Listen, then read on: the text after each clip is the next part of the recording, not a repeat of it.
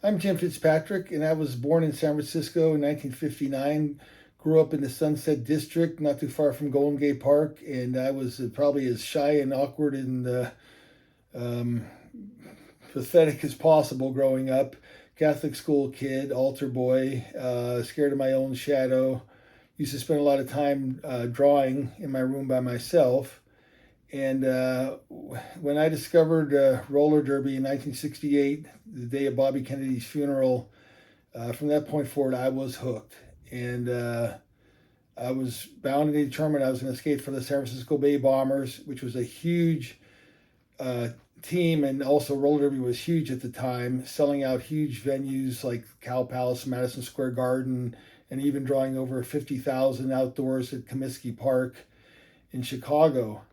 And again, I was bound and determined to become a roller derby skater. And going into high school in '73, September '73, little did I realize that at the end of the year, roller derby was going to shut down, and that would kill my dream. Make a long story short, I also grew up a huge wrestling fan. And I think people that are like awkward and shy and stuff, and sometimes they get pushed around, they gravitate towards things like that because it's a chance to see somebody, the good guy, kick some butt, and they relate to that, and that's probably one of the reasons why I did. But lo and behold, when I'm ready to graduate high school, had really no ambitions of going to college or anything. Um, Roller derby made a comeback, and make a long story short, I eventually made the team. I made the Bombers. They were reformed. And a few months later, I'm skating in South America. We went on tour and we did a version of rollerball where we combined roller derby and rollerball rules. And was on television for years, skated, slowly started to work my way up the ranks. And injury after injury took its toll. And finally, 6 separated shoulders, 3 apiece. I guess I had to even myself out. There went my dream again. And make a long story short, an opportunity to be in a commercial for, I think it was American Airlines. They actually said I was too young for it, but they wanted some roller derby skaters in it. And my old owner approached me and said, well, how would you like to be a referee for the league? And it was right when we signed a deal with, of all people, this organization that got formed, and they were called Roller Mania. And there were 2 rock promoters based out of New York, Buffalo, Harvey and Corky. And Harvey, of all things, was Harvey Weinstein. And suddenly we had deals with Madison Square Garden. We were going in there so many times a year, skating there. We were on ESPN. We bumped this rival league, which was a freaking embarrassment. Skated roller derby as a joke, roller game style. And things looked like they were going to take off again for me. And then suddenly a lawsuit between the owners after big disagreements killed my dream again. I eventually recovered, but talk about going through depression, wandering the streets of the city, Golden Gate Park and stuff, wondering what the hell happened. What did I do to deserve this? Losing out on this thing that I loved, as crazy as it was. But eventually got into the fire department. Initially, the police department as a police clerk, became a police service technician, took crime scene pictures, everything else, because I always loved photography. Eventually became a fire inspector. Again, took pictures at fires and did inspections. And then budget cuts eliminated my position. And so at the ripe age of 35, I became a firefighter. And eventually injuries ended that. So they're another one of my passions. But in the meantime, when I was in the fire department, an opportunity, they formed a team to go over and skate in Japan a shoot tournament of roller derby. Guys only, padded up like hockey players. And it was a legitimate form of roller derby. And we went over there and blew the Japanese out. And then unfortunately, the embarrassment kind of killed the prospect of future games and their league taking off. But at least I got to be a part of that again and relive that dream one more time. So after injuries, that ended my not only my skating days, but then later, after I recovered, ended my time with the fire department. I put together a photo book on my time with the sport, figuring that would close that chapter. And it eventually actually led to me getting involved in this uh, attempt to revive the sport. And suddenly the Bombers are back, and now I'm the coach. And we had huge crowds coming. We had television going, and then lo and behold, this guy that we signed a contract with. I'll make this story short too. He basically was a scam artist, a serial scam artist. He ended up serving 8 years in prison for money fraud and a biodiesel fuel scam, and he was laundering money through, of all things, our games, and that, and the fact that our owner was a freaking idiot. Our league fell at the wayside. But we had people like even Steve Wozniak, who was a huge Bomber and roller derby fan, interested and involved at one point. And it's always seemed like there was a curse, that killed roller derby one way or the other. And eventually I did another book. I did a couple of books on roller derby, but I did another one, which was the history on the sport, and how the original sport died was because of a silent partner to the owner who was a member of the Chicago outfit, Al Capone's mob. And prior to him dying, he wanted his monies so that he could set his family up for life when he was gone. And the legal fees and stuff was what basically caused the original owner to shut roller derby down. But I had all sorts of information and stuff that I uncovered, bizarre stuff. Even tracked down and interviewed a guy that had done a documentary on Derby, which was called Derby.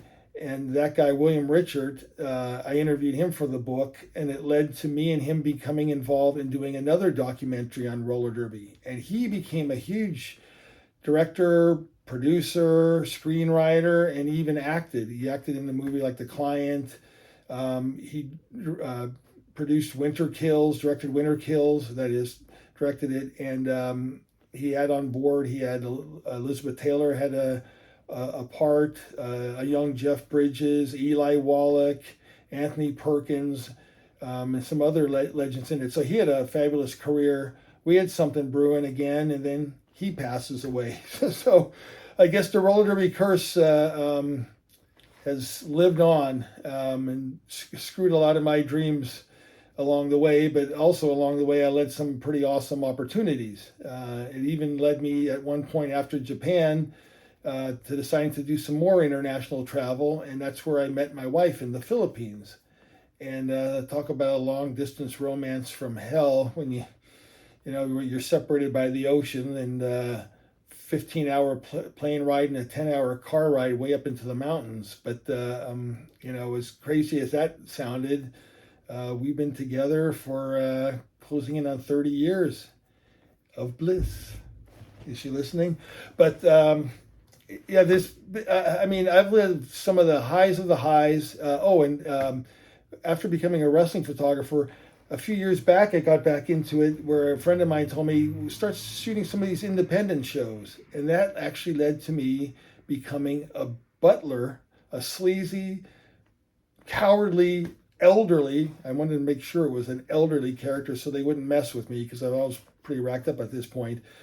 Butler. And eventually the league that I was working with, one of the independent leagues, they had big connections with the WWE, and they brought out one of the old legends that I used to watch as a kid, my all-time favorite, Pat Patterson, that became Vince McMahon's right-hand man for years.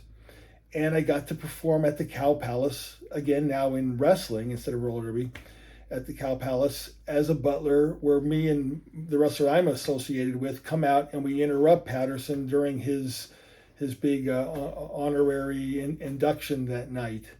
And a lot of interesting people I met along the way. Even Mike Tyson, when I was coaching the Bombers, we did some games in Vegas. I met Tyson, showed him some of my artwork. It led to me having my works on display when he came out to the San Francisco Bay Area, and having a private meeting with him and my family. And so I'm including a slideshow of some of the people and the things that I've done over the years, because the world of roller derby and wrestling is filled with bullshitters. And what I did and experienced really happened, and I have the photographs and the scars to back it up.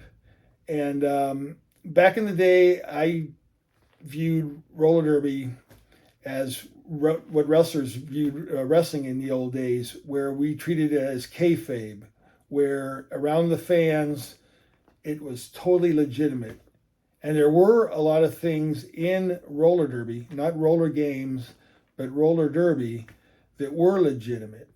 And there was in fact, William Richard, for my book, he had a wonderful quote where he even said, "Roller derby, it's a sport, but it's not, but it is. You can really get fucking mauled out there." And that's what it was like. And so in the old days, I wouldn't talk about what was set and what wasn't. But since roller derby's dead and gone many times over, there's a lot of things that I exposed in my book that I was willing to talk about. And what we endured coming in, because they never told us coming in that it was any of it was, quote, set or staged, whatever you want to call it. And they would, as it was deemed, breaking in, paying your dues, beat the fuck out of us, hurt us, and there were certain people that were worse than others. And one guy, simply because of the fact that I was a young guy that was coming in and on the home team, and he actually trained me for a little bit. So he knew that I was willing to work with him or anybody else, but he tried to, break my jaw. But part of what I went through that made me so, I guess, determined to stick with the sport, I think that thing that I experienced inside of me, a lot of these people experienced when they got to a higher level than most others that would have just dropped out. And part of it was when I was trying out, before I had made a team, I went down south to try out, and I was in the wrong place at the wrong time at night. And suddenly the next thing I know is the guy's on top of me with a crowbar to my throat. And I have no idea how I survived that, but I did. I got out, an old judo move kicked in. I was able to punch him in the balls, hook his leg, get out, and get away. And at that point, I realized my dream of doing this stuff and being a real tough guy, maybe it's not the smartest thing and maybe I'm not suited for it. But something, because of that experience, kicked in and turned me into a fighter. And I had a friend like that too that I met, where we were on the opposite ends of the range. I was a shy, awkward kid growing up, and my friend that later skated, we came in at about the same time. He was kind of like a Mike Tyson. He was a tough street kid. He was involved, he had family members involved in gangs and stuff. And one day he runs into these kids on the street, these two black kids, he's Mexican, and these two black kids that were robbing a lot of people in the neighborhood. And he recognized them because his grandmother used to babysit them. And I don't know if they recognized him or not, but they didn't give a shit. They felt he was another target that they were going to rob. They pull a gun on him, and instead of like me probably turning around and running for my life or being shot in the back, and killed, he fights them both, gets the gun and shoots the one guy in the stomach. They take off. He goes after them and shoots up the house. And so I had some interesting people, that, like I said, that I met along the way, but we became tight friends. And it's interesting when, because he grew up in an environment where a lot of them didn't like the white people and this and that, but we became friends right off the bat. And when there's a respect between people, it's very different. People will open up and friendships and bonding can really take place. But, I guess I wanted to reach out to you because I love your videos. I love your photography. I was into photography too. You can see some of my stuff that's included in the slideshow that I'm going to send. And obviously you have to be artistic, and that's what I have. But I know that you want to do positive things with, even if it is discussing horrible situations or horrible incidents or things or addictions.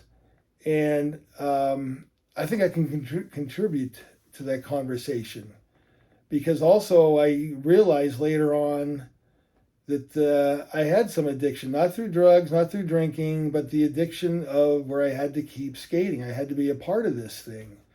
And I remember being so screwed up, going to the doctor, getting cortisone shots in my neck. Next stop, skating the game that night. And, you pay the price, obviously, for what you do later in life. But I got some interesting stories. They're all true. I can verify them through pictures and everything else, even documents. And hopefully maybe my stories will be of interest. You might want to film something, and maybe it might be a help to somebody. So regardless of that, a continued success.